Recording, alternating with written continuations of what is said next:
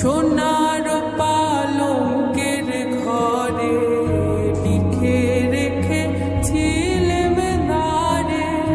যাও পাখি বলো তারে, সে যে